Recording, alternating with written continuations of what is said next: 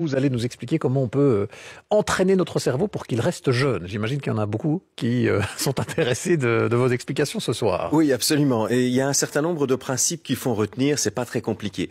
Le premier principe, le cerveau ne s'use que si on ne s'en sert pas. D'accord. On a cru pendant des années que on recevait à la naissance et puis au fil des premières années un certain nombre de neurones, des milliards de neurones, parce qu'il y a des milliards de neurones dans notre cerveau, et puis qu'à partir d'un certain moment, eh bien, les neurones s'éteignaient, on en avait de moins en moins, et donc, voilà pourquoi on commençait à avoir des problèmes de mémoire, toute une série de problèmes dits cognitifs, des problèmes de raisonnement et tout ça. C'est logique puisqu'on a moins de neurones, donc forcément, on fonctionne moins bien. Eh bien, c'est totalement faux. Ça, c'est le premier principe. Toujours que c'était vrai. Voilà. Alors non, attention. Ce que je veux dire, c'est que oui, on a un certain nombre de neurones et que ces neurones peuvent mourir avec l'âge. En revanche, il est tout aussi possible de confectionner de nouveaux réseaux de neurones à tout âge. Et donc, on peut très bien commencer à créer de nouveaux réseaux à 90, 91 ans, voire au-delà, parce que on stimule son cerveau. Donc, il ne faut pas croire qu'on a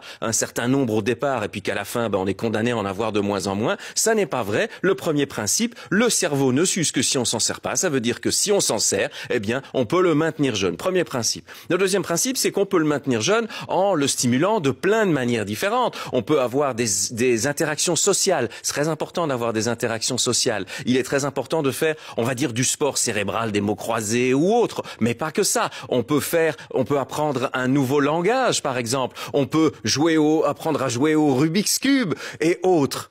Mais attention, on oublie souvent, et c'est ça le deuxième principe, l'activité physique. Quand on fait une activité physique, on stimule énormément la fabrication de nouveaux réseaux neuronaux. Donc ça, c'est le deuxième principe. Attention, ne surtout pas négliger l'activité physique, elle est primordial. Et puis le troisième principe, il est très simple, il est de se poser la question à partir du moment où on sait que c'est l'activité physique, pas forcément le sport de haut niveau bien sûr, mais que l'activité physique permet de stimuler le cerveau, quel type d'activités physiques sont-elles les plus favorables par rapport à cet événement-là ?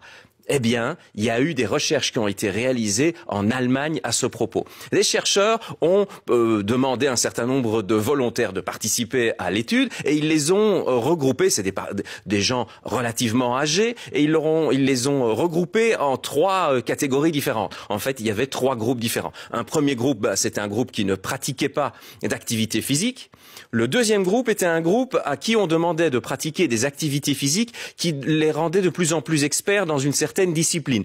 Par exemple, la marche nordique ou par exemple le vélo. Eh bien, ils devaient faire régulièrement cette discipline-là pour devenir des experts de cette discipline-là particulièrement. Et puis le troisième groupe, c'était des gens qui faisaient de la danse. L'activité physique, c'était de la danse. Mais la différence par rapport au groupe numéro 2, c'est que pour la danse, eh bien, il s'agissait toutes les semaines ou toutes les 2 semaines de changer de danse.